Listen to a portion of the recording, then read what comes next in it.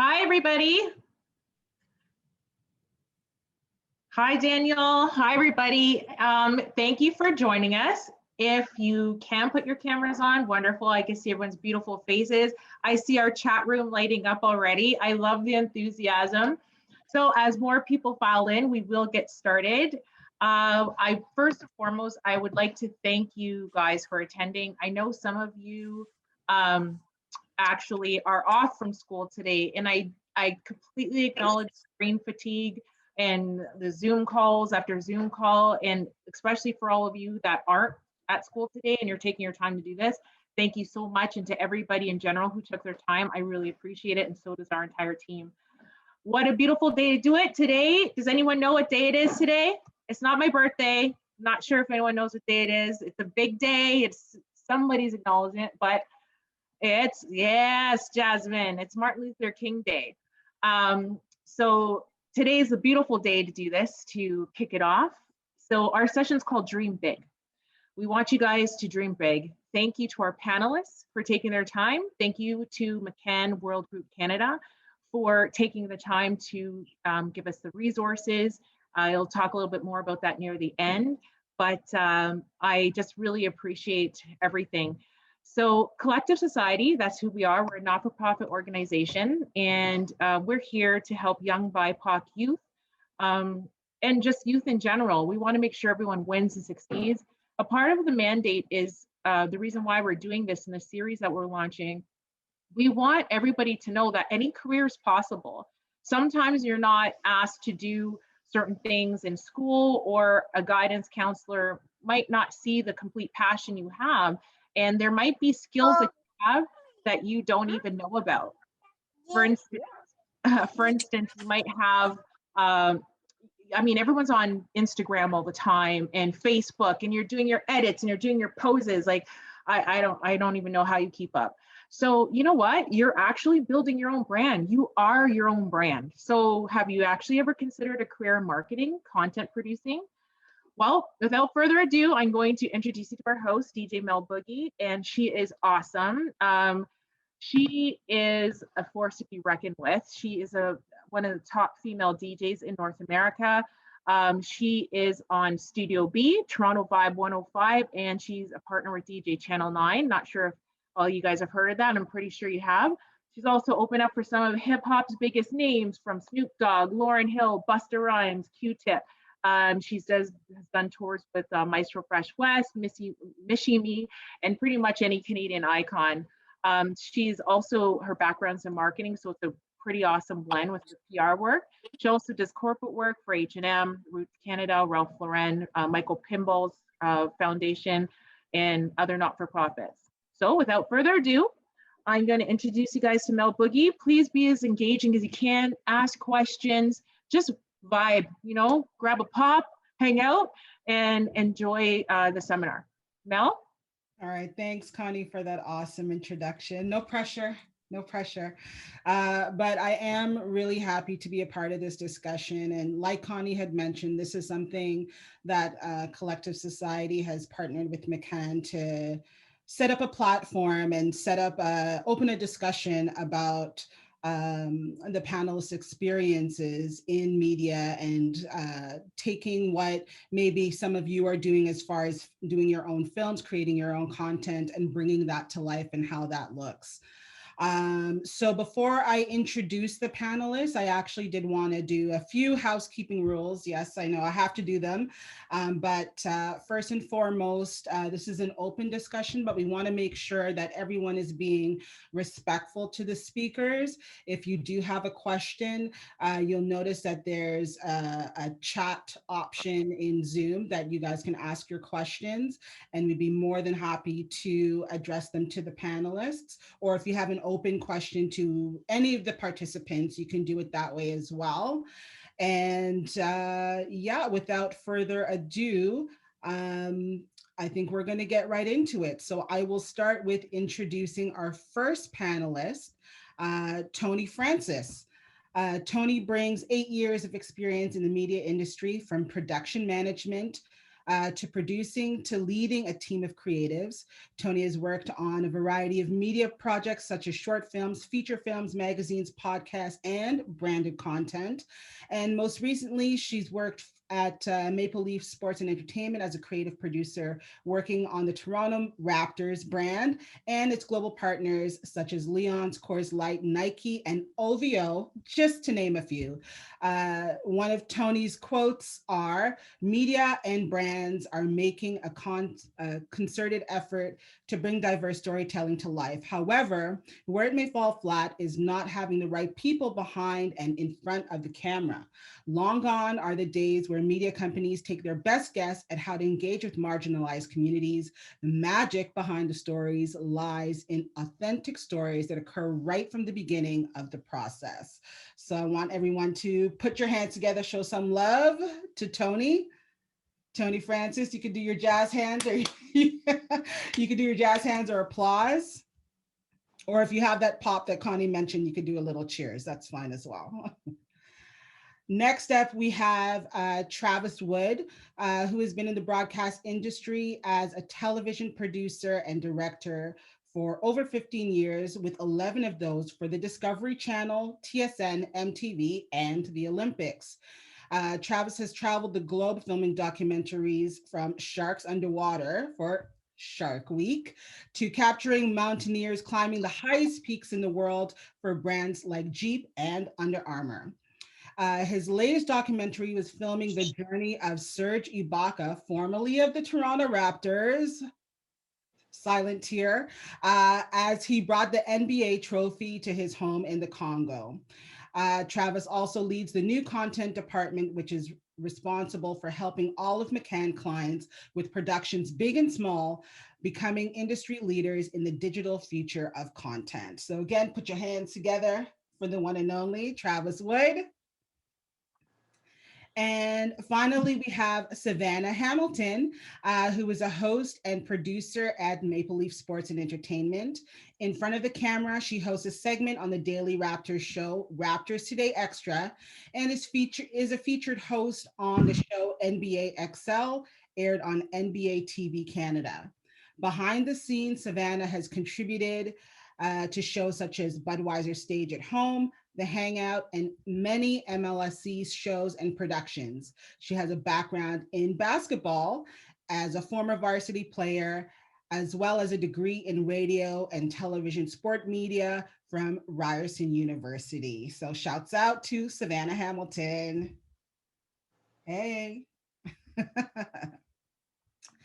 And finally, we were supposed to have Erskine Ford, aka Skin. I will do his introduction, but unfortunately, he wasn't able to join us.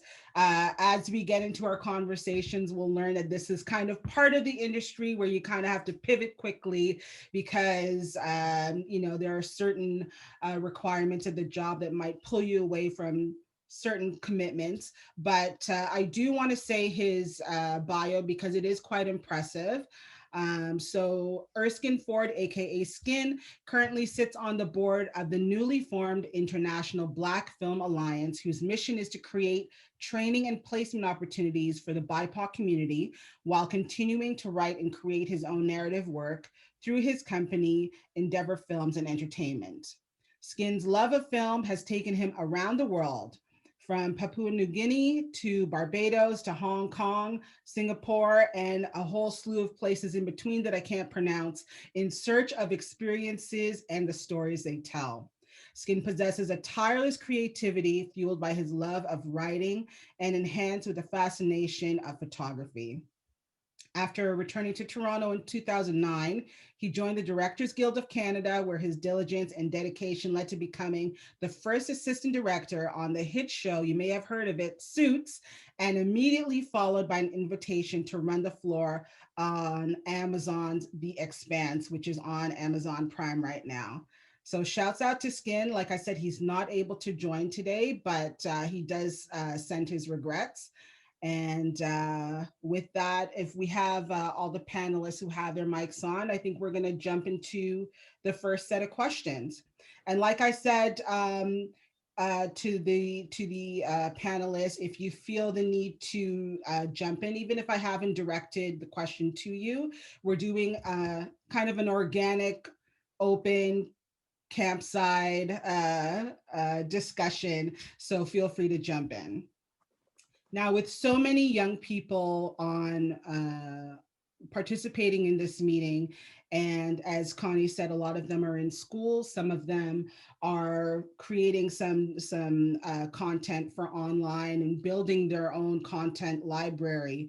Looking back to yourself, and I'll ask this question to Tony first, what is some key advice that you would give to your younger self, knowing what you now know as a professional in your industry? Great question. I definitely think like now the youth have that advantage of a lot of more tools and resources than I ever had. Being able to potentially shoot a whole short film on your phone is nothing. Ready if you want to eat. Okay. Oh, okay. Someone's mic's on. Okay, amazing. Yeah, so didn't have that opportunity. I won't say how old I am, but the cameras on my phone when I was young wasn't a thing. Yeah, definitely a lot of tools and resources. I think for me, the advice I would give my younger self and what I would give to everyone here is to keep trying and failing. Like, especially in media, especially in production, you get better the more that you do something, and then you can look back at it and say, great, for next time, I won't do this. Next time, I won't do that. And all of those things you learn. And then when you get to your next production, you're not going to make that same mistake again, but you're not going to know some of the pitfalls and the pain points unless you grow through it. I'll say that. You're going to have to grow through those growing pains, I guess, but it's going to make you a better filmmaker. It's going to make you a better content creator.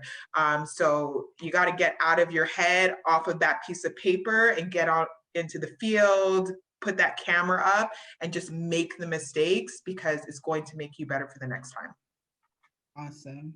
I know that I'm not, in front of the camera or behind the camera, but as a DJ, I can definitely say that, the same thing applies. Like, I wanted to get into radio. I didn't know how, but I knew that I loved DJing. I loved being on the turntables, and I did make a lot of mistakes. Mm-hmm. I kind of learned how to do what I did live on the air at times. And that's when having a show that's 2 a.m. to 7 a.m. comes in handy, because ain't nobody listening at that time. But you kind of build off of those mistakes, and you learn a lot through that process as well.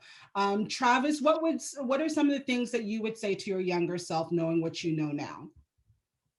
One of the things that so when I was younger, when I was before high school, I was making movies, and terrible homemade movies with my camcorder. I don't want to date myself, but I also didn't have access to cameras on phones. Let's just say that.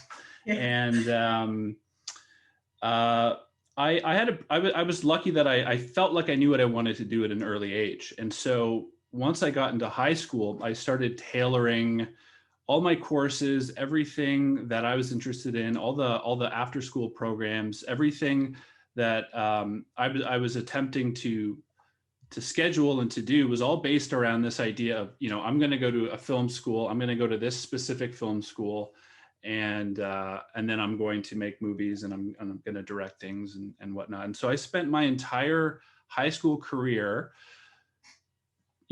laser focused on doing that. And a lot of people don't have the luxury. And come graduation time and all the college and university applications are coming back, I get a letter back from the school that I applied to, that I had my heart set out for, and I got rejected. And so it was at the time, it felt like my entire world was shattered, and I was going to go do something else. And I decided, okay, well, I'm not going to give up on this. I'm going to go somewhere else, and I'm going to pursue this because I love it, and it's a passion of mine. And so what I'm building towards is you guys are probably making these decisions soon. Maybe you have already, or you're somewhere in that journey. school is important, but I got really hung up on it. And, knowing what I know now, it's something that is important, but I wouldn't let that define you. If you don't get into the school that you were dreaming of, or, you couldn't do whatever it is, it doesn't define you, and your journey doesn't have to stop there. And so I tell myself that, you just don't let those roadblocks stop you if you're truly passionate about what you want to do. Savannah, how about you? What would you tell your younger self about trying to get into the same field that you're in now, especially working with the Raptors and having gone to school and doing some trial and error, and even having that basketball background yourself? What would you turn around and tell your younger self? Ooh, man. There's a lot that I would tell my younger self, but I think the first and foremost is kind of what Tony and the other panelists have said so far, but don't lose hope and stay stubborn, and hold your space no matter how uncomfortable it may be. You're gonna be facing a lot of uncomfortable situations in the industry. Start young. Understand that that's just part of the game, essentially, and you gotta make sure that if you're a shy person, I know media can be very intimidating. You got to really put yourself out there. Trust me when I say I wasn't always so confident. I wasn't always so outgoing or nothing. And even still, I still think sometimes I'm pretty much an introverted person. But you got to almost have two personas and keep one separate away from the other one. What I used to do when I was in university was go to these networking events and, be like, hi, my name's Savannah Hamilton, fully recognizing that I was the only woman or Black woman in the room. And so I had to pretend that nobody else was staring at that fact and put that thought aside and just put my game face on and make that impression. What I saw was my disadvantage ended up being my advantage because I stood out, So, but when I got back home, after these big networking nights and whatever, maybe I made some cool connections, but I'd literally get back in my bed and be like, oh my goodness, did I just do that? Did I just extrovert? And so just stay strong, stay stubborn, and hold your space. Hold your space in a room. That's awesome. One thing that all the panelists or all the contributors mentioned so far is just coming out of your shell and being brave, but also using certain tools and resources. We all kind of come from different backgrounds, and I know what was available to use 10 years ago, even 5 years ago, doesn't really compare to the capabilities of what's available for the youth to use nowadays to create their own content. Going back to my background, I'm going to equate it to using vinyl versus CDs versus MP3s. Technology definitely changes, and it definitely impacts what it is that we're trying to produce. As far as available tools and resources, especially as a student, Travis, are there any key tools that you can recommend that that the youth can kind of either research or get their hands on in order to create content? Yeah, so there's kind of I kind of think of two ways to answer that. One being physical, actual tools, cameras, phones. Some of the most innovative stuff I'm seeing these days is coming from places like TikTok, where it's you're using your phone to create this stuff. TikTok didn't exist when I started. I mean, YouTube didn't exist when I started. So the world's changed, and so but one of the things that I notice anytime I connect with people, it is places like Instagram and now TikTok, and who knows, in 5 years it'll be whatever the next latest thing is using that as a platform. If you are concerned about being an artist, we're in a visual medium, whether that isn't advertising or marketing or filmmaking, documentary making, whatever it is.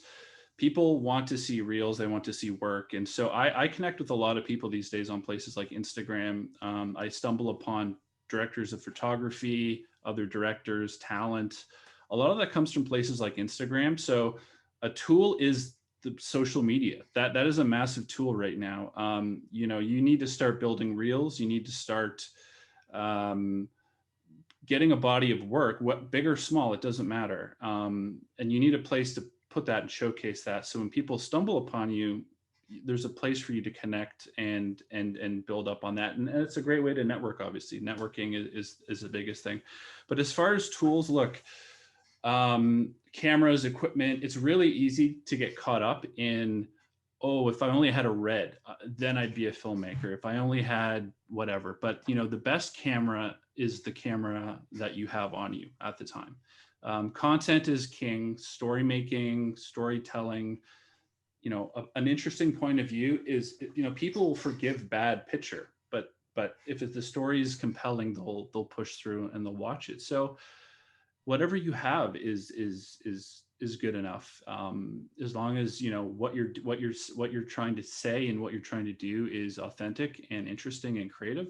The rest will follow, and then you'll get that budget and you'll get that camera and you'll hire that crew that can help you take your look to the next level. But the tools is not as important as the content. If I can just jump in on that point, if you don't mind, Mel. Absolutely. Travis, like something that I've said this to Tony, I've said this to almost like all my friends and people who I've like worked with in the industry. Instagram is no longer yours, okay? If you're trying to be in the media or in film or something, well, you might not need to consider like getting your own personal account, but if you're, especially being in front of the camera or just producing or any creative capabilities, you will have to have a presence on Instagram that's going to show off your work. It's not necessarily you snapping your breakfast in the morning anymore, right? It's who are you? Like, what is your work now? I don't call Instagram anymore. I call it the glorified LinkedIn, because not many people go on LinkedIn anymore, and the people will go on Instagram to figure out who you are first, and then they'll go and do the background research. And Travis is an amazing point, because as Tony knows, like Tony and I are like good friends. She knows I'm on TikTok a lot. Like I just go there to scroll and get inspiration, because I see the edits, I see the cuts. I see people take cell phone videos, put it into Premiere Pro, and then re-upload it into TikTok again, just for like a really cool effect or graphic. Like that's what I'm talking about. That's creativity. That's hard work and effort being put into something that's 15 seconds to a minute long. And that's actually like where the world is moving. So Travis is a great point. It doesn't matter what camera you're using. Literally your phone is like the best thing you have on you right now, then so be it. But, you know, like of course, and also one thing to add to his point as well is that, you know, he mentioned that some of the greatest works are forgiven if the story is strong, right? You know, and the first thing that comes to my mind was Blair Witch Project, which I haven't watched the full thing because I am a scaredy cat, but also Napoleon Dynamite, which also was like almost basically a student-made production, and it went far and did some of the best in the box office, right? So keep all that in mind. The only thing I'll add to like what his points was from my own points was just confidence, networking skills, critical thinking, and problem solving. And then I feel like the last thing is honestly just pure talent and creativity. Just have fun with it. Okay. One thing before we throw that question to Tony, you mentioned Premiere Pro. What is that for people who may not know what that is, as we're talking about resources and tools? I feel like, so Premiere Pro is a software in Adobe Creative Suite. Adobe Creative Suite is used in the creative industry very, very much. So it's almost becoming pretty standardized. So definitely get familiar. It's Premiere Pro in particular is an editing software. But if you can afford to get it, but I think students actually have like a significant discount, if not for free. So check with your school to see if you guys should all have Adobe Creative Suite and like just mess around with it and play around with it. That's how it starts. So yeah, you can do editing, you can do like visual graphic effects. Like there's so much cool, like literally endless. I just want to jump in real quick too. That's a great point. When I was young, that program used to cost $5,000. And the only way I could afford it was to steal it off. Don't tell anyone. I used to steal it off the internet. We all did. And that program is also what a lot of feature films use. It's what I used at Bell Media. It's what I use at McCann. that is the like there's no wall between you and this. You don't have this magical software that you don't know how to, like, if you can use that, you can go make movies and you can make commercials. There isn't that barrier of entry anymore. And so the excuses have slowly deteriorated as the years have gone by, and we're in the easily the most accessible time in filmmaking and document in television is because all these tools are so powerful now. They're so amazing, they're so quick, and they're like borderline free if you're a student, if not free. So learn that stuff as well, because that will pay dividends down the road. Okay, let me throw the same question to Tony. Do you have any tools or resources that you could recommend that up and comers can kind of get their hands on? Yeah, the only other thing, like both what Travis and Savannah said, are all excellent. I would also look into like your app stores on your phones. They also have like little, edit apps that you can just do on your phone. And the biggest resource of them all is YouTube. YouTube is a fantastic place. You guys can learn so much. I'm actually so jealous of all of the things you can learn on YouTube now. You can learn how to use a program, how to, like, the most simplistic, anything you can think of, somebody has already asked the question and there's a video for it. How do I download things from this program? How do I cut a short film, like whatever question, like don't think anything's like a stupid question, because promise you someone else has asked it and there's a video on YouTube for it. So please use YouTube because you can learn so much. How do I apply to film festivals? How do I get a film crew together? What are the different names of film crew positions? Like all of those things. Again, I am so jealous because I paid a lot of money to know that stuff. But it's on YouTube and it's free. So please use YouTube to learn all of the things, like even hope that you guys are like writing things down, any kind of words that you're not sure, what any of us are saying, write it down. There's going to be somebody on YouTube who's asked the same thing. And so don't think it's like a stupid question or anything like that. I'm still learning things up until this day, I promise you. So use YouTube, it's your best friend. I just saw someone's comment. Sorry, just to jump in. So I saw someone's comment saying YouTube University, and like you couldn't be more right. 100%. 100%. And if the video doesn't exist, then you should be the one that makes it. That's the beauty of YouTube, is you can do that too. There you go. There you go. Well, excellent. I think we're going to take a pause just to allow some of the viewers and the participants to get to know our panelists a little bit better. Each of our speakers have put together a little reel of their impressive, amazing work. And I think we're going to start with Tony first. So if we can roll Tony's reel and let it sizzle. Let it sizzle. Okay, I can just give context to the first one. If you want to introduce it and just let everybody know what they're going to be seeing. Sure. So we'll see two different ones. So I'll speak to the first one first, and then we can pause and then I'll speak to the second one. So this first one is called Sitting Couchside. It's a digital series that I did with the Raptors during our championship season in 2019. And it's a look back at the 6 greatest moments of Raptors history, which thankfully that included a championship. So the premise of the series was to sit down with broadcasters, influencers, Raptors alumni to sit and talk about these moments and kind of like some behind the scenes takes and what they loved about it and how it brought the city together. So this is actually something that I pitched in my first, I would say, 3 months working as a producer for the Raptors. And it is regarded as one of the best digital projects that have landed with a partner with the Raptors, which is great, just under Open Gym, which has been around for many, many years. So this was something that I was able to put together, and we actually shot this in a boardroom, a small boardroom somewhere in the arena. So when I tell you, you got to get creative when you're a filmmaker, because when you see this, you would not be able to tell that it's a boardroom. But anyways, just have a quick look at it. Awesome. His rookie year, going to the Eaton Center, going to buy PlayStation, and his card didn't work. His card got denied, so I had to buy him a PlayStation. He owes me about $200.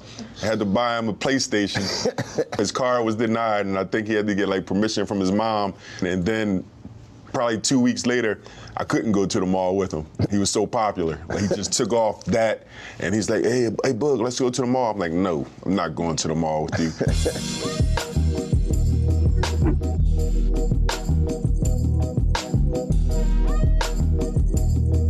Is that you dunking right there, man? Nah, that ain't me, bro. Right in the middle? Wow.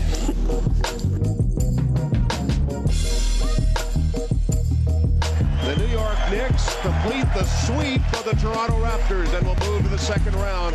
I think our experience of being here for a while, it prevailed for us. You know, those guys did a hell of a job. They owned us the whole year and past 2 years, and we just did a good job down the stretch of executing. Well, during the course of the regular season, we beat the Knicks up. And matter of fact, we won the series. And then once the playoffs started, I don't know what happened, man. They turned up, and we went the other way because they ended up sweeping us. So yeah, so that was it. And we had a number, I believe we had 6 alumni who came in on a particular day. They were all in the city for the 25th anniversary. So we just did like this rotation of them coming in and paired them all together. And they were able to give us some insight of their time with the Raptors, which was awesome. And we don't always get, but was able to incorporate them into the series. So that was great.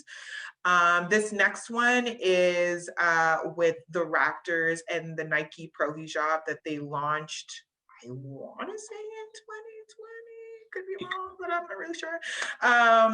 So that was awesome. So Raptors was the first NBA team, and I believe sports team, I could be wrong, that had created a branded Pro Hijab. So I was entrusted to create a launch video for it. Fun fact about this is we actually shot this within an hour because we wanted to chase the sunset, and so we want to chase the light that doesn't last for very long in Canada sometimes. So this was shot within an hour, and this was my first time kind of coordinating and directing people playing basketball, which is a lot harder than I thought it was, and I actually had to learn on the fly that. So another fun fact is that you just gotta get creative and gotta roll with the punches and gotta make it work. So here it is.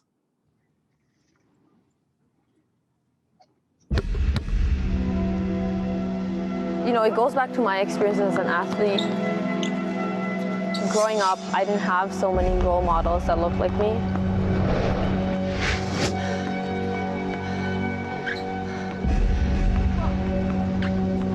It's about Muslim females not having to give up their identity or feeling like they have to sacrifice some portion of their identity, but also still play whatever sport they want.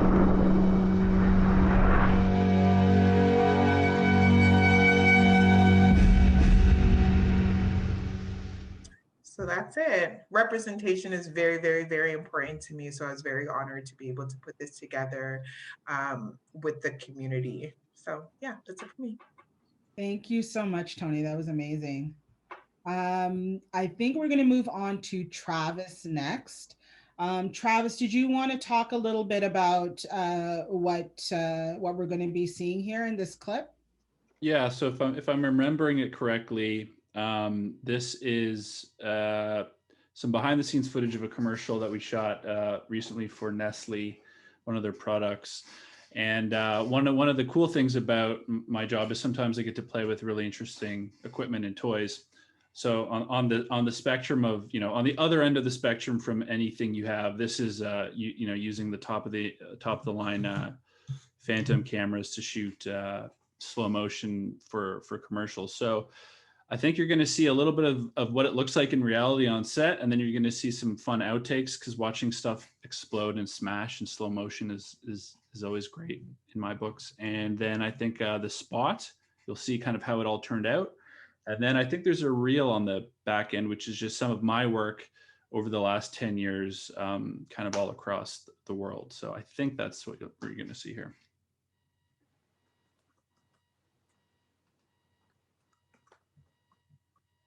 So I'll talk over this. There's a bit of this is all during COVID, so you're seeing masks and stuff there. So you're just watching playback on some of the takes here. We're smashing cups and then watching it back in slow motion, and then putting it into a commercial to sell various products. In this case, it's a Nestle coffee product.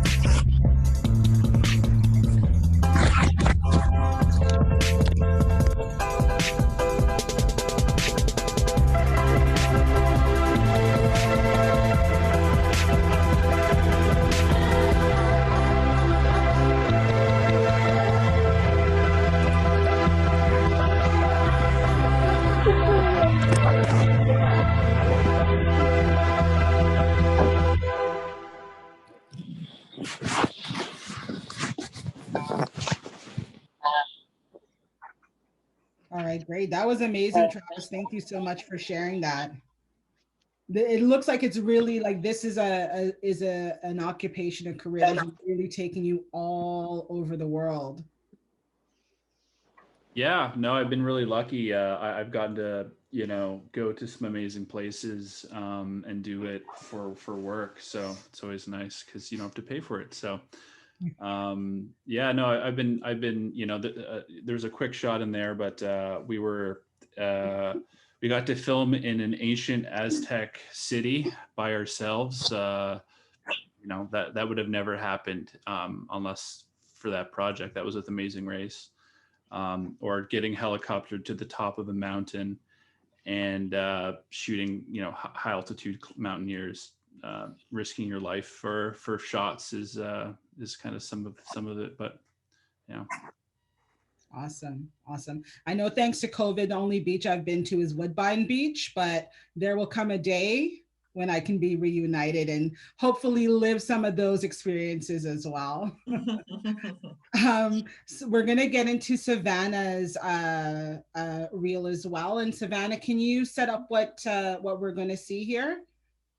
Yeah. So what you're going to see is actually a collection of moments I've done in my career. So all from being on camera, doing a feature, to something more serious, but in the context of COVID, we've had to adjust from being in person to studio. So You will see like 3 boxes, and so many different forms. And then another one that's going to be me on, guess what, guys, Instagram story, hosting on Instagram story. Yeah, that's what I'm saying. When you what? I you just use your realized camera. I forgot to pump my ball. And I was I there. heard somebody. Oh, okay. But yeah, so hosting on Instagram story, like I said, your phone is such a great tool before. And then the last 2 clips are stuff that I have produced. And then, sorry, one more thing. In the middle, there's going to be some voiceover work as well, because when you are in the media, you do a little bit of everything. So I can explain further after you guys watch as well. Okay, perfect. Just a quick reminder before we jump in, if we can remind everyone of the housekeeping rules, and just remember to keep your mic muted. And we're, showing respect for our various speakers. And yeah, so take it away, Savannah.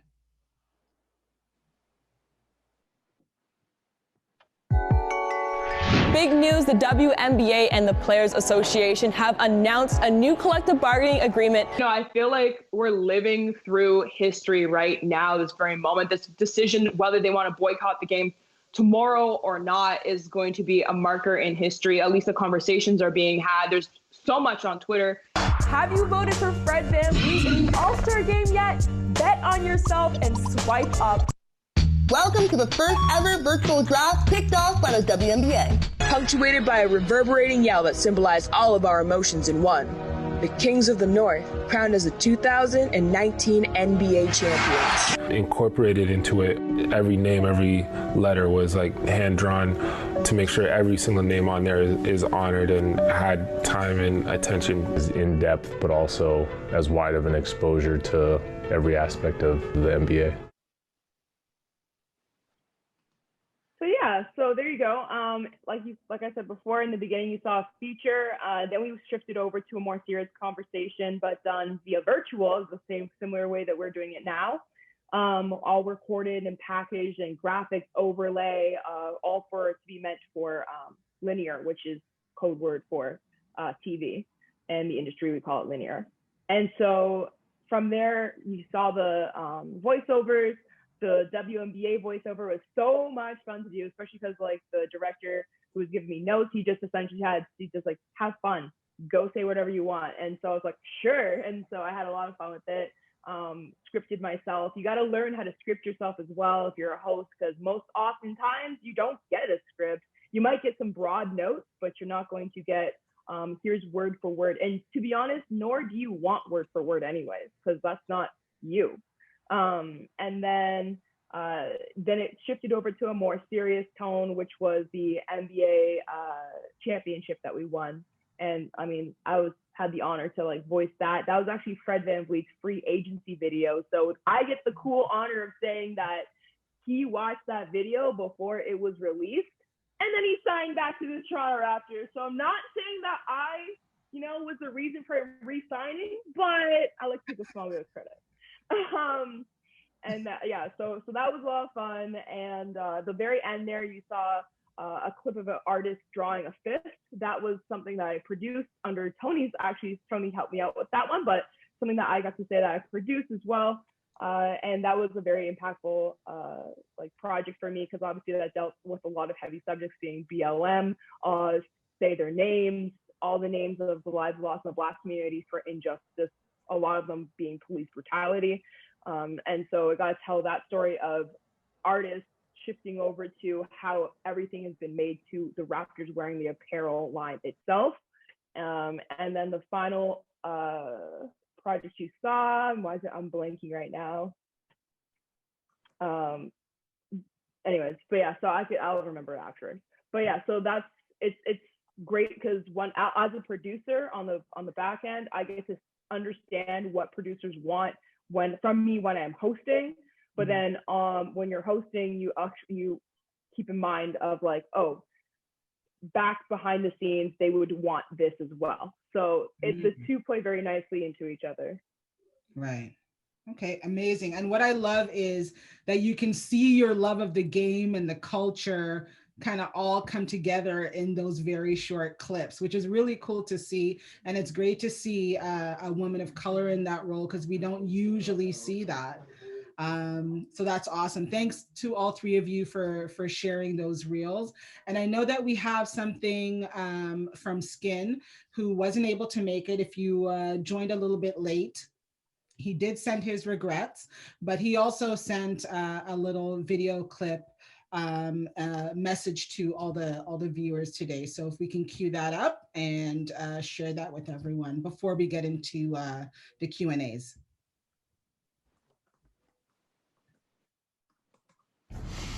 Okay, check. Hi everybody, my name is Skin. I'm a first assistant director. I'm currently working on a show called The Expanse. First of all, my apologies. I really wanted to be there with you guys tonight to be able to talk about dreams and the execution of dreams, which is, you know, a grandiose way of saying that's what we do. We take people's imagination and we find ways to make it tangible so that other people can feel it and relate to it. And that's kind of the whole craft of filmmaking. The first thing I'll say about that is that, and I think I was telling Connie this story, when I was in grade 6, I think it was, there was a book that was sitting on a shelf in our room. We used to do silent reading, and I found this book. It was called The House of Stairs, and I ended up reading it for silent reading. And it's literally been in my head since I was whatever you are when you're that age, like 9 years old, 10 years old. It's been in my head since then. And I recently ordered the book and started looking at how I could try to manifest that into a short film or something like that. And when I was younger, I was a voracious reader. I used to absolutely devour books. I would take 7, 8, 9 books out of the library at a time. And I was really, really good at English. It was always a natural subject for me.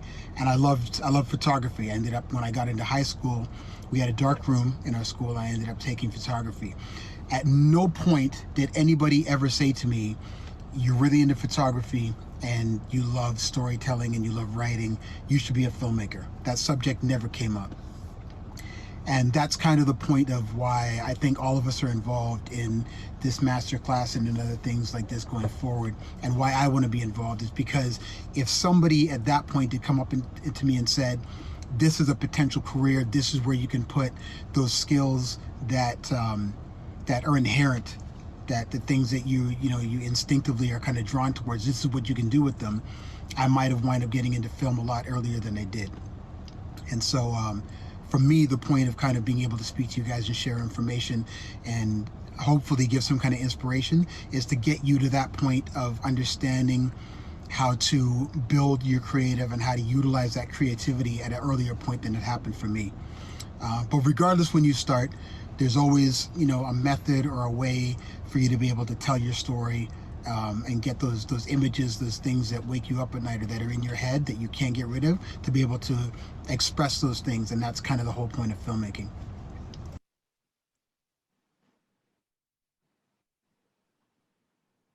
Awesome. All right, so that was a special word from Skin, who wasn't able to make it this evening, but he did want to send his regrets, like I said, and share a message about what influenced him to get into the industry and stay interested, stay in it. And I know that we have a lot of questions from the chat, which is awesome. But I know before we get into that, we did have some polls. If we can get the polls ready, I will take one of the first questions from the participants and open it up to the speakers. The first question is, we can ask the poll question. Have you considered a career in marketing and advertising prior to this session? So that's a simple yes or no. But yeah, we'd be very interested in hearing what the participants have to say to that. Were you interested in a career in marketing and advertising prior to this session? One of the first questions that I did see in the chats that I want to open up to the speakers is something that actually Savannah had mentioned, which is kind of getting to know the different roles within within filmmaking. You mentioned something about being a host, plus knowing what happens behind the camera. One of the questions was, what are the roles, the various roles that would be a good place to start? And any recommendations if somebody wanted to do a side hustle in front of the camera, whether that's as a host or something else within that role. Savannah, I'll open it up to you first. What would be your recommendations as far as having that kind of side hustle or that side job in front of the screen? Presence on social, 100%. I think, once again, it goes back to the competitive advantage of just having social media as a tool. And if you have a YouTube channel, if you have a TikTok channel, we all know how TikTok algorithms work here. Like, or a lot of us do probably. It's just like, you know, anything that's catchy gets shown to a small group of people. And then next, you know, if that group of people like that algorithm, like your content, it gets shown to a broader group and then a broader group. And then next, you know, you're at 1 million views on your TikTok. So that alone is giving you exposure. Imagine if you're talking about your passions on a platform like that, that automatically increases it. You don't even need a following. You could have 0 followers and say some compelling content, it could explode. And next, you know, you wake up to 3,000 followers. That's the beauty of that platform. Instagram's kind of similar, but Instagram's a bit more, it's different in the fact that you need to be more active in posting it more consistently. It's like that more so LinkedIn, so it's a different feel. However, so that would be my suggestion for if you want to start on camera now, get yourself out there on social media immediately. If you want to start behind the scenes and work into film, there's a lot of PA announcements that go on, and I've seen it on Facebook a lot as well. Like, hey, we're looking for a production assistant. Can someone hop on this film? And to be honest, you don't need the world's most experience. Sometimes people are just looking for an extra set of hands. It's great if you have some experience, but really what speaks more is like how passionate you are. And when you get on set, if you're remaining professional, nobody will people like to keep around good, talented people. So if you are professional and you're doing your job as a PA with the first opportunity you get on set, they'll figure out a way to have you stick around or bring you back some way, some form, somehow. And that's ultimately actually what happened to me. I was just there. I was doing a job shadow, one job shadow for a host job shadowing Akil Augustine. He's a host at NBA TV Canada. And, you know, I told him, I spoke up being like, hey, I love this. If there's any positions behind the camera, let me know. And he's like, we're looking for an assistant writer. It's not going to be paid if you're working for me. Done. Do that to your best of your abilities. And to be honest, like, the rest should take care of itself. But I'll also, if anybody else wants to touch on opportunities behind the scenes as well, it's probably helpful. Yeah, I'll pose the question to Tony, the same question. Do you have any recommendations of what's a good way to get into this industry? Yeah, it's not easy. You're going to hear a lot of no. Well, you probably won't even hear a no. You just won't hear anybody respond back to you. Like, that happens a lot. But you keep doing it anyways. So really it's like on the production side, like, as Savannah said, like reaching out and being like, hey, here I am, here's what I do, here's the school I went to, or here's some work I've been working on, or I've been trying to get into the industry. And then you kind of just start off as a PA, a production assistant. So one is to find companies or find productions or find, even smaller kind of like creative agencies. A lot of creative agencies really grassroots level. If you see them and you like the work that they're doing, reach out to them and introduce yourself and say, is there an opportunity to be a production assistant within your company or on a set or whatever the case is. So really you're going to start a lot of the times as a PA. One, reaching out, joining groups, joining different production groups on Facebook, on LinkedIn, on other places. Well, that's where I'm at. And joining those groups, finding and joining those groups and paying attention and looking out for opportunities. There's a group on Facebook called I need a fixer production, something. I cannot remember the name right now. I can send it to Connie and Connie can share. But there's a group on Facebook where they're always like looking for and asking for, PAs that should be paid, just so everybody knows, PAs should be paid.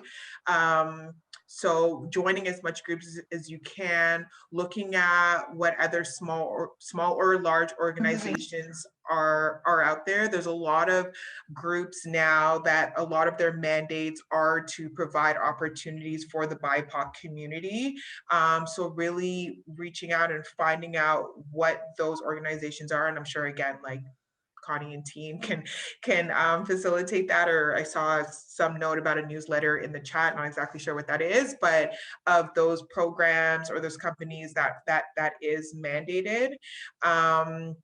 So just like really, you gotta like really pay attention and like honestly know that the opportunities are not just gonna fall in your lap. Like that never happened for me, and that's not realistic. You're really gonna have to do your part and do your due diligence of putting yourself out there on an email, introducing yourself, love what you do. Always start with like loving what that person do, like love where you're about to go to and express that on an email, give them some facts, know that you know what you're talking about in terms of like why you want to be there, give them a little information about yourself, and then take it from there. Again, you'll probably get ignored a lot of the times, but that's okay. You send another email. That's what you do. That's what I did.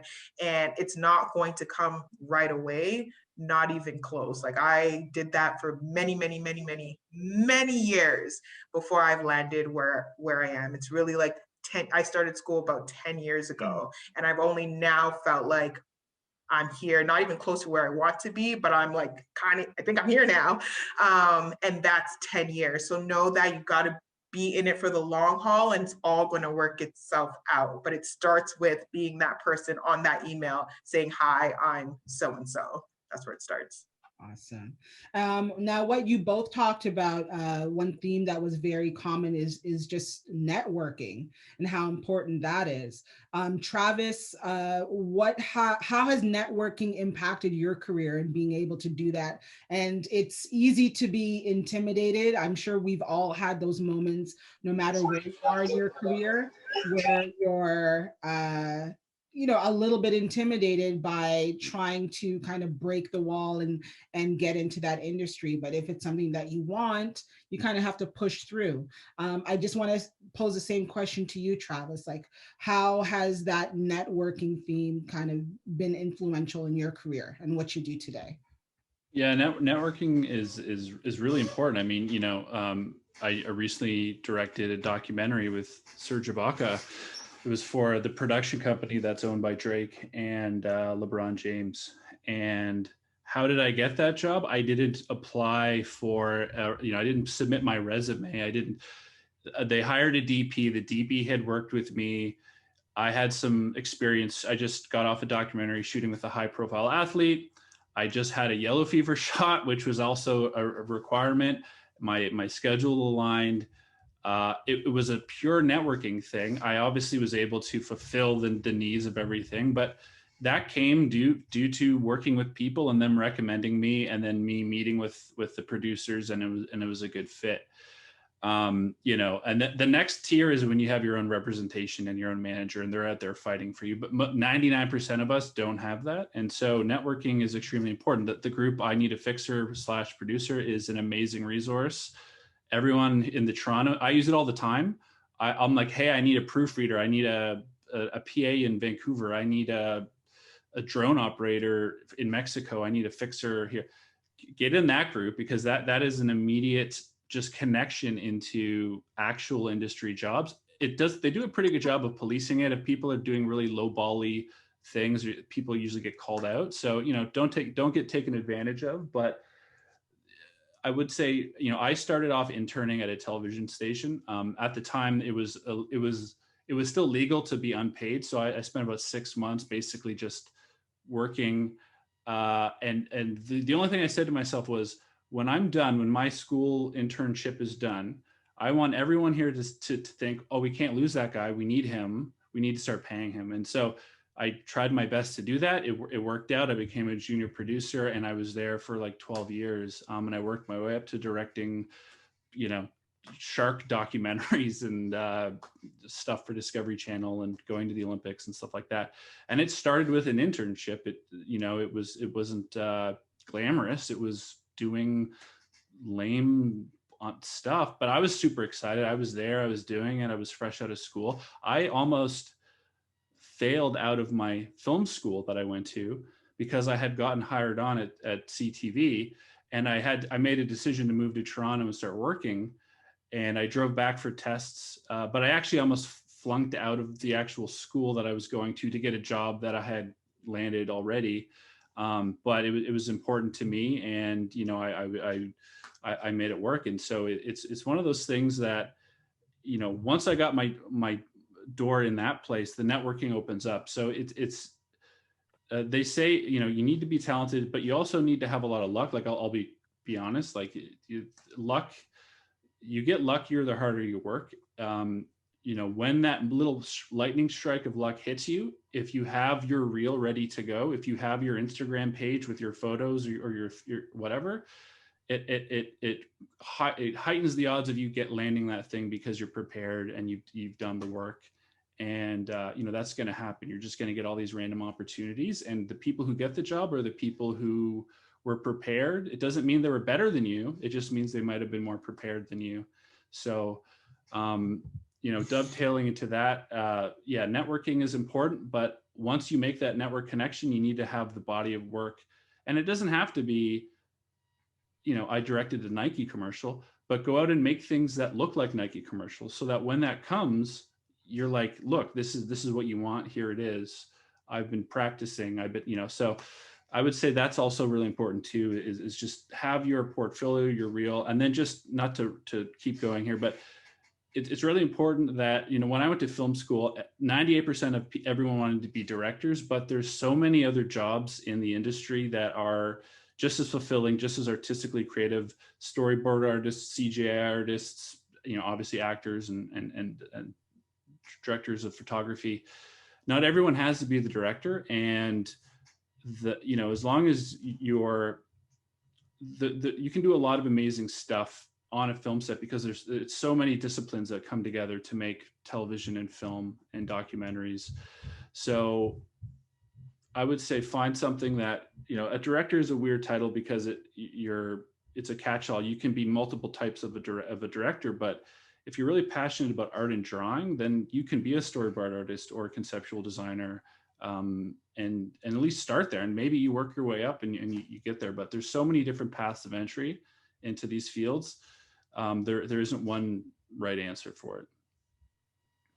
And just keeping along the same lines of networking, a question that came up in the chat, and I'll quote it directly: networking can look differently for BIPOC creatives and BIPOC youth, especially when the options in the industry are limited. Can anyone suggest informal ways to network or make connections, especially when resources and options are limited? I think I can jump in here. Yes, connect with the community that is already working in the industry. And I'll speak on like almost a more personal note, but when there is a student of color that approaches me, and I treat everybody equally, treat everybody the same, but I just take extra mind and extra care because I know from personally going through it that they will not get the same opportunities that maybe their white classmate or whatever classmate, male classmate might have.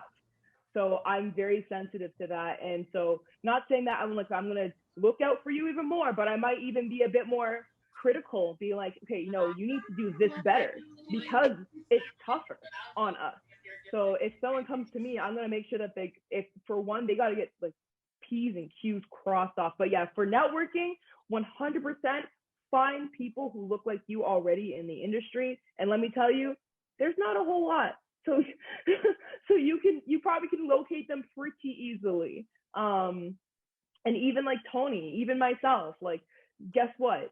We are two people, we know each other very well, and we happen to probably know about 5 other people of color in the industry within our own network. So if it's not us, if it's probably someone else, it's probably someone that could connect you with somebody else as well. But also, that being said, don't be afraid to hit up anybody. You don't have to just go to people of color that look like you. You could also go to people who don't. Guys, I can't tell you enough how much allies there are in this industry as well. As much as the industry is not always the most welcoming, the tides are turning. I had an amazing conversation with a man I would never expect to be such an ally. And he came from a long line of history of hockey players and, greatness in the NHL and this, and he offered me a job to host at a very major event recently. And as we're talking on the phone, we started, the conversation switched to a bit of social justice, just a little bit. And you those feelers out, you got to have social climate's changing. And then he took it and he ran with it. And I was like, whoa, wow, okay. I didn't know. And we had a real conversation with real meeting. And he ended up telling me, listen, I want you to talk during this event that's coming up. I want you to talk about what it's like to be a part of the BIPOC community and holding a position in media and doing this. Feel free. You have the reins. You know what it's like. And so I was like, thanks, man. So I can only imagine if somebody, a student, hit up the right person, hit up that type of person, doors would probably open. He would give you time of day. And so, yeah, so those are my two suggestions. Go, I would say, first for the people who look like yourself, who are doing the jobs that you want. And then second, don't be afraid to hit up just anybody, because you never know where they stand. I think along with networking, finding a mentor, even if it's by accident, is just invaluable. And again, you kind of have to come out of your shell and be okay with, even if you're a little bit shy, just kind of push through it, because you never know the kind of connections that you can make. So thank you very much for that. Thank you so much. Hey, true. Another question that came in was just in regards to the resources that a lot of students have access to, such as Instagram and TikTok. They wanted to know, how would they go about branding themselves? That's something that we had talked about earlier in the conversation. And B, how often should they post in order to kind of build a following and I guess kind of fine tune that brand and get to become a Savannah or a Travis or a Tony? Savannah, I'll open that with you. Okay. So the first part was building a brand, right? So I'm a firm believer that you are the person that you say you are. You put out there I am a host, and you put that in your bio. People will think she's a host. You put in your bio, I am this. People will think you are that. Now then the second half is putting the content that matches what you're saying in the top, right? Because who's somebody else to say that you're not something? So that's part of brand, right? Now I've seen it with professional athletes. Obviously, they're probably the easiest example being NBA player for the Toronto Raptors, and then next their whole feed is Toronto Raptors working out, practicing, right? If you're thinking about more film production, for example, myself being, I'll put the producer cap on right here for this one. For myself being a producer, I have in my bio, I tell stories. And so people think, oh, okay, she tells stories. Interesting. I wonder how. Goes down to my feed, you'll see I have videos, literally mini clips, IG stories, 1-minute videos, anything that's kind of and I take the original content and clip it, the highlights, and post it to my story. And I was going through my own Instagram feed recently, and I noticed, because normally I think that videos don't do as well as photos in selfies. That's just actually a fact. But I was looking back through, and the initial numbers that I saw that my videos had, they jumped by 100, 200 views in the past couple of months. And I was like, whoa. So people come onto your page and they're actually watching your content, even if it doesn't seem immediately. So always post what's relevant to what you want to do, and just announce what you want to do as well. In terms of building a following, to be honest, I'm still working on this myself, but it does come down to consistency. Consistency. I like to post once a week. but I know some people who post every single day and that works for them. Some people who post every other day. For me personally, the way my method is I only post when I have something to say. And I think that resonates with people a lot more. It's coming from an authentic place rather than, hey, here's my face again. Here's my face again. You know, like I don't want to like overkill it. And also just a little bit of diversity, even if within your range, but a little diversity. Like I'll have a selfie, I'll have a photo of me running because people still know that, hey, I'm still kind of like athlete, 40, you know, working sports. But then also I have like the video clip of me being serious and hosting, you know, so it's all kind of under the same umbrella. So that's what I would say about towards branding and growing your following as well. Consistency. Oh, sorry, one more point. Be on multiple platforms too, because they tend to cross over. And I'll let you guys in on like the biggest open secret. Clubhouse is popping, okay? There's an app called Clubhouse. Get on it, because I kid you not, you go on this app called Clubhouse. It's like more of like a talking style, like conversational app with real time. And literally half of that app is just networking. I can't even tell you how much people I've met, pro athletes, NFL players, NBA players, sport media gurus, like people who are on that app follow you then on Instagram. Even if you don't directly talk to them, they're hearing your story when you do talk. And so, yeah, so I would say get on that app early. And then, yeah, TikTok, we already covered that before. So consistency is probably the biggest key. Yeah, I know one of my favorites, Lily Singh, that was one thing that she said she had to do in order to get where she is, and that's be consistent with the content that she was producing. So if you just think, you know, she's a girl from Scarborough who now has a show on NBC, a late night show, and she's toured the world, you know, creating content, branding herself, making it diverse, and creating that special bond and content that resonates with people. So it's amazing. And yeah, I totally agree with what you're saying there, Savannah. Before I pose that same question to Travis, I know that Tony had to jump off temporarily. I hope maybe she'll be able to join us again before the end of the call. But again, that's kind of part of the job. Sometimes you got to pivot quickly, and you know, you get pulled from one thing to the next, and you have to be able to adapt quickly. So we do thank her for her time. But Travis, I wanted to pose that question to you as well for the participants who, you know, are on social media and they're trying to build their brand and trying to gain followers, and they want to know like how often to post. What do you recommend?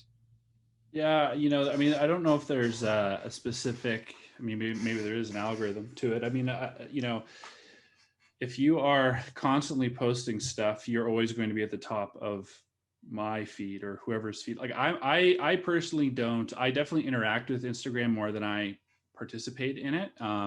But yeah, I mean, the I would say, you know, you don't want to oversaturate it. You want to keep it at a drip feed that is something, you know, if you're working on a really big project and you got a lot of beautiful images from it, maybe one a day, maybe once every few days.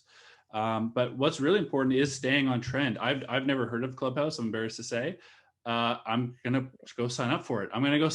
And you know what? Like so funny enough, you know, when I was a young kid on, you know, I have my name on Twitter. Like who has their actual full name on Twitter? People that joined up for Twitter in 2007 and 2006, right? So another big thing is get on these, like we're talking about TikTok. I haven't heard of Clubhouse. 6 months from now, everyone's probably talking about this, and then there's gonna be another thing. Get on these social media platforms early, get your name, get your you know, the real, you don't have to be the real whatever, just get your credentials. It can be really important because then it looks like you have your stuff together when that, you know, when Clubhouse is now the new thing and everyone leaves TikTok because it got banned or, you know, whatever's going on in the world at the time. So, but I really like the Savannah's point of I use social media more so for business. I don't, you know, I don't post my waffles I ate or, you know, my kids screaming. It's like, here is this is work I'm proud of, or here's maybe an interesting shot of set, right? Because, but you can do that. Maybe you have two separate worlds, and, you know, do have a professional Instagram and have your friends and family Instagram too. But I don't think there's any algorithm, as long as you're posting stuff you're proud of, is, you know, which kind of goes in line with having a reel, being prepared, you know, posting stuff that I use Instagram all the time to call up stuff. When someone's like, hey, have you ever done a car commercial? I'm like, yeah, let me just scroll through my Instagram. Here it is. It's from 2 years ago. I forgot about it. I didn't, you know, I'd say one of the biggest tips, this almost goes into regrets, is over the years, I've regretted I haven't archived, like I don't archive a lot of the stuff I work on is you know, I say, you know, you should save everything you work on. You never know 2 or 3 years down the line when you're interviewing for some position, or you're trying to get in with some job, whatever it is, having that work that you shot handy is, you know, you think that no one's ever going to want to see this, and then all of a sudden you're doing something 2 years from now that you never thought possible, and you're kicking yourself. That's another thing, is just make sure you archive everything and really build a reel slowly. Okay. Thanks so much for that, Travis. I know that we're sharing the results from the poll that we asked earlier, since we have a lot of students who are participating in this meeting. The question was, have you considered a career in marketing and advertising prior to this session? And it was pretty much half and half. So I'll ask a similar question towards the end of our session, and I'll just see if, you know, hopefully some of this discussion has informed you a little bit more, piqued your interest. Hopefully you want to learn some more and see what are the possible next steps in your career. But before getting to that, one question that seems to be coming up in the chat a few times I saw was, you know, once you leave grade school, high school, and you think about what you're going to take in college, some people say that, you know, you don't really need post-secondary in order to get into this industry.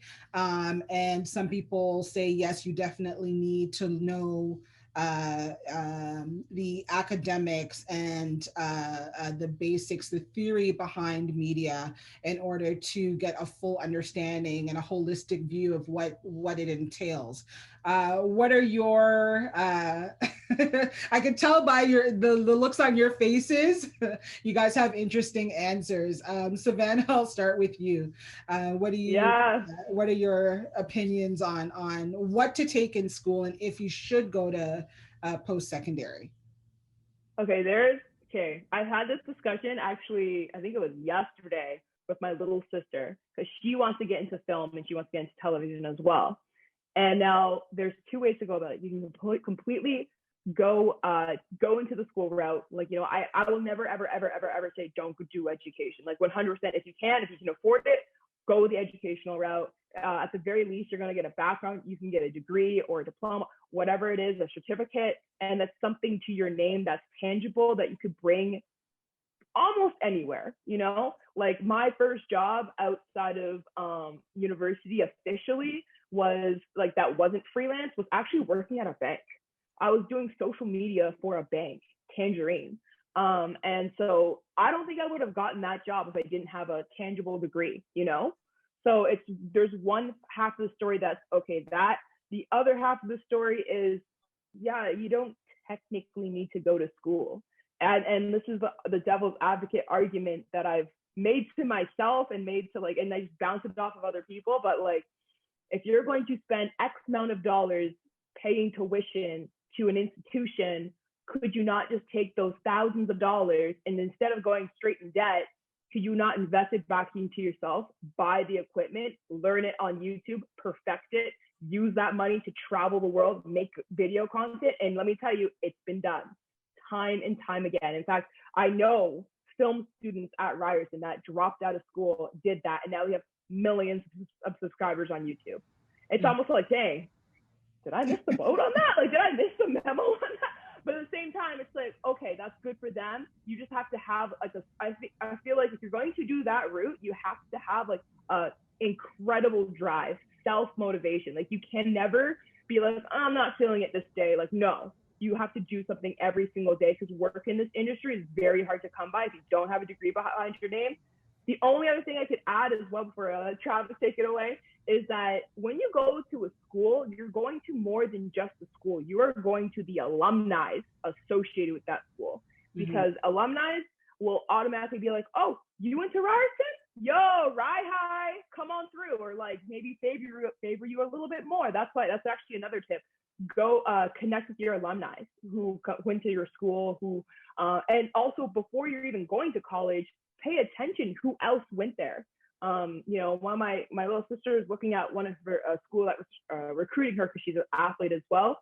And one of the alumni is Morgan Freeman, Martin Luther King Jr., coincidentally today. And so I was like, yeah, you know what? Those are some solid alumni, along with a long list of actors and stuff. So what she wants to do, I was like, take that into account, because then when you get into the industry, you could almost network with people and use that almost as that conversation starter, because then they have like that point of reference, like, oh, no way, did you have this prof? Did you take that class? And then that like automatically kind of puts you in a favorable position. So yeah, for my closing thoughts, unless you have an insane amount of drive and you want to completely do it on your own, maybe take the chance, but just remember you're taking a chance. And then otherwise, go the school route. You could still network when you're in school too. Perfect.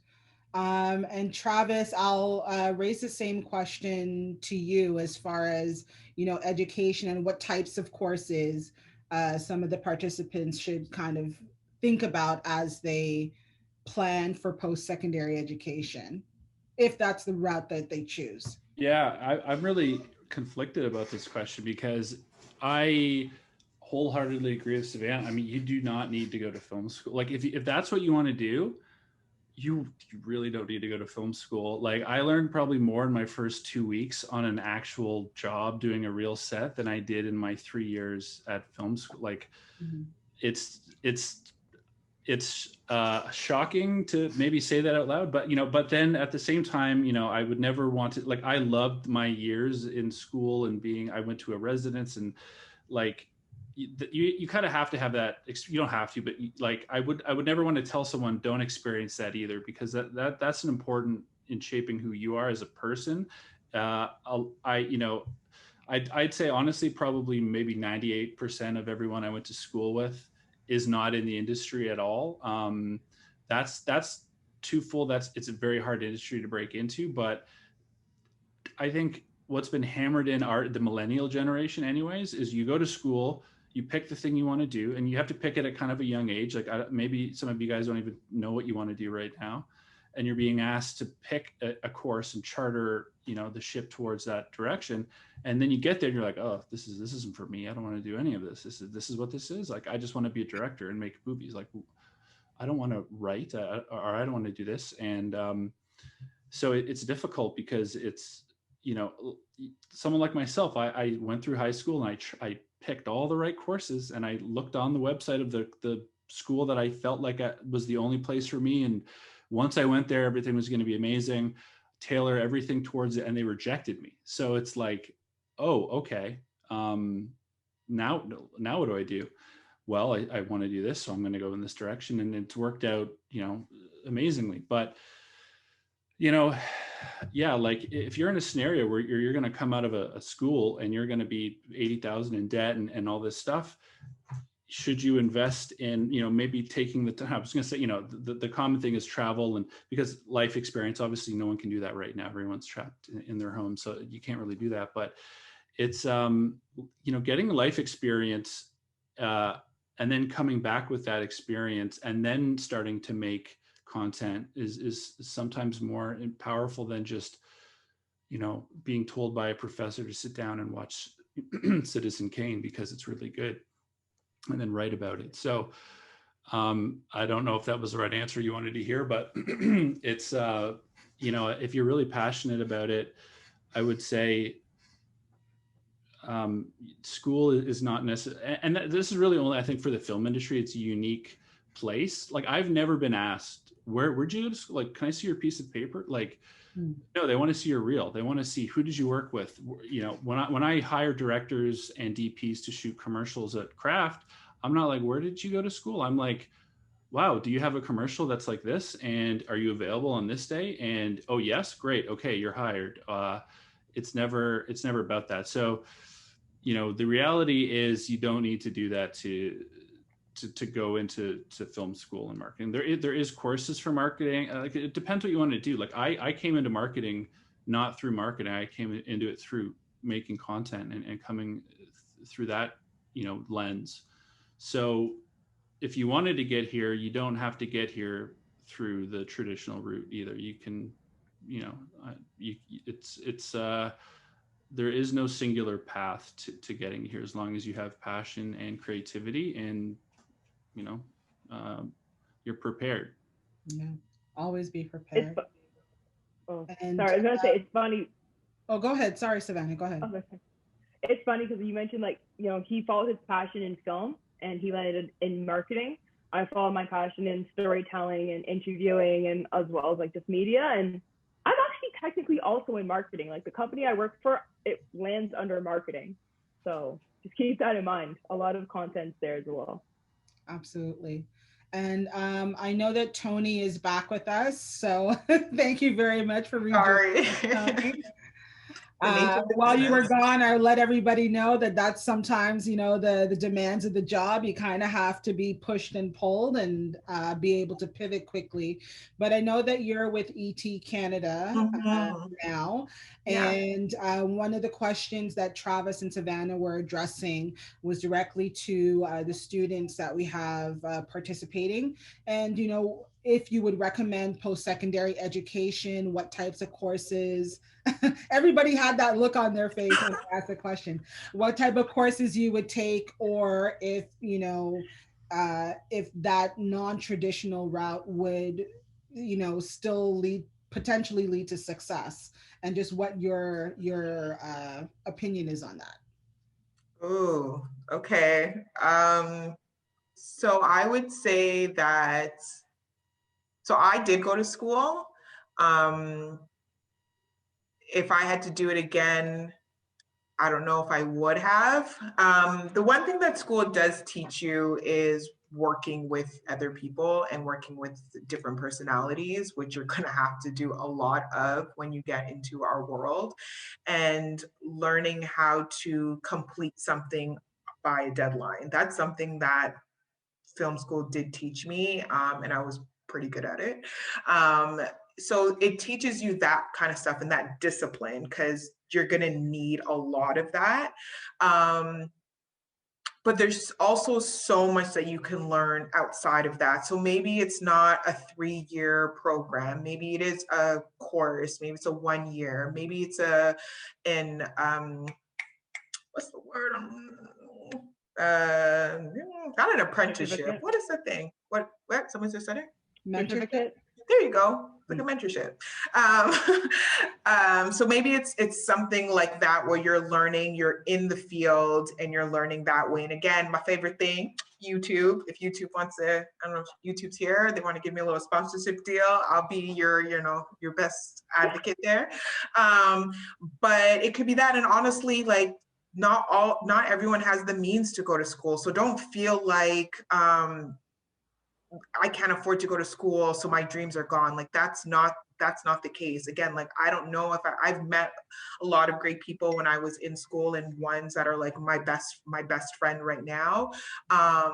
But I'm also in a lot of student debt, and that's just real. I don't want to like fake the funk with anybody that's here. I owe a lot of student loans. I'm hoping Trudeau wants to be like, hey girl, never mind, I'm just going to erase that. Not going to happen, but you know, one can only hope. So that's like the reality of it. The great thing about like filmmaking, the things that we do, it's about like what's inherently inside of you. There's something as a filmmaker, there's something as a content creator that school cannot teach you.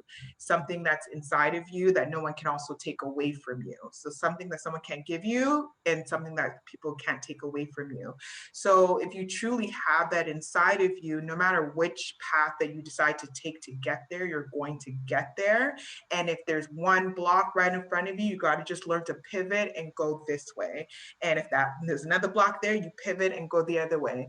And just knowing like it's not all gonna come together in the ways that you think it's going to be. It's not, if you do decide to go to school, or if you do decide to take that 1-year program, or if you do decide to just go on YouTube and just stare at it for 8 hours of the day for the next 6 months, or whatever the case is, you could do all of that stuff and still not land your first job till 3 years later or 4 years later. And in that time, you're doing more learning and more learning, whether you're on set, whether you're doing more reading, and whatever the case is. So either which way, whatever direction you decide to take, knowing that your path is going to look like this, and know that the people who came before you and the people that are going to come after you are all going to be taking that same path. And that's just what it is from the creative. So I don't ever want to deter anybody and saying like, don't go to school or do it this way. I don't ever want to say that.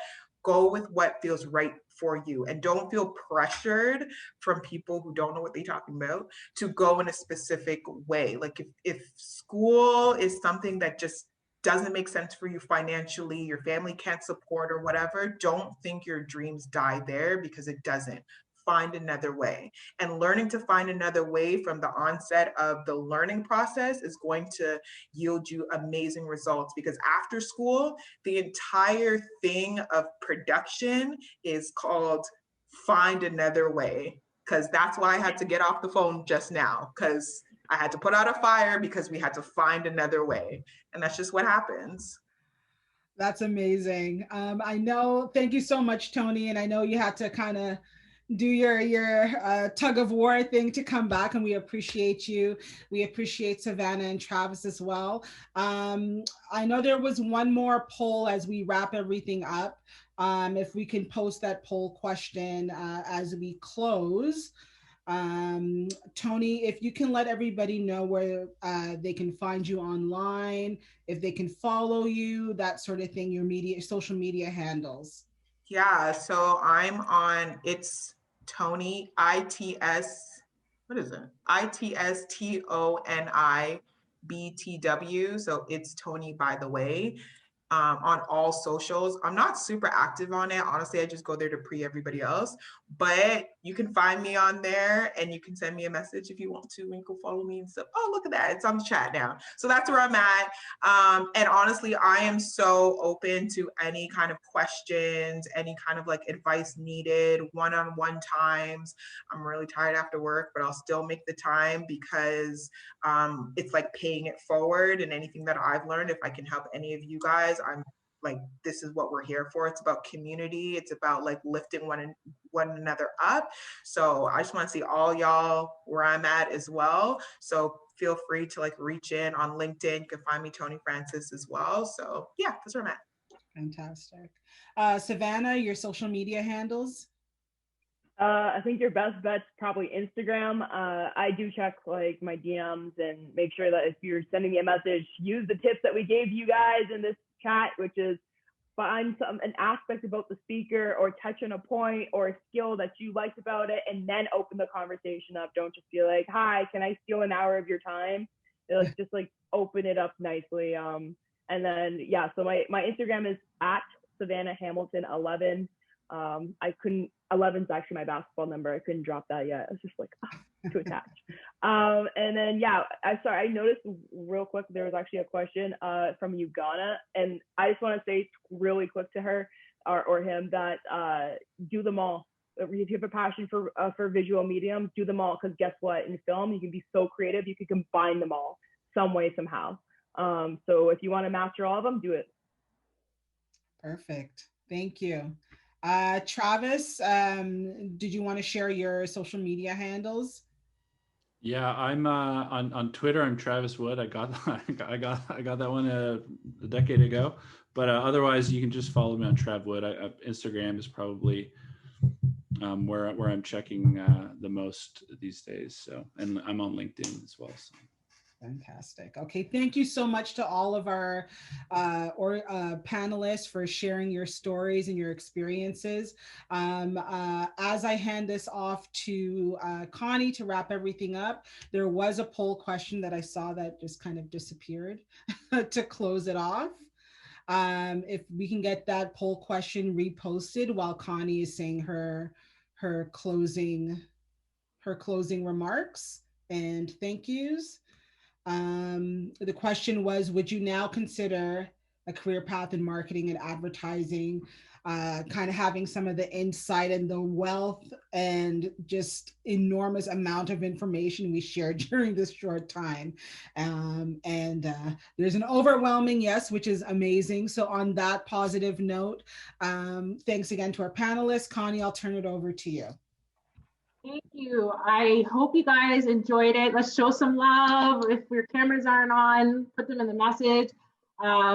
You guys, this was so engaging, and I thank you. Again, I thank everybody for their time.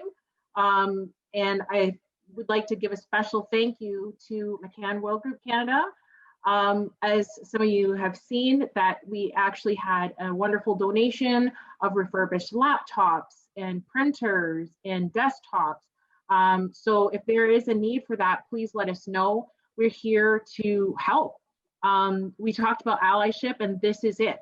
A huge corporation such as McCann Worldgroup took their time to talk to us, and that's amazing. Us meaning Collective Society 360, the organization that we started, and now we're breaking down barriers and opening doors together. There's going to be different internship possibilities, job opportunities. So make sure you guys sign up to the newsletter, because there's going to be so many different things coming down the pipeline, from scholarship opportunities. I'm talking about really great substantial scholarships that can make a difference. And that's what we want to do. We want to make a difference. There's some BIPOC youth that want to get their MBA.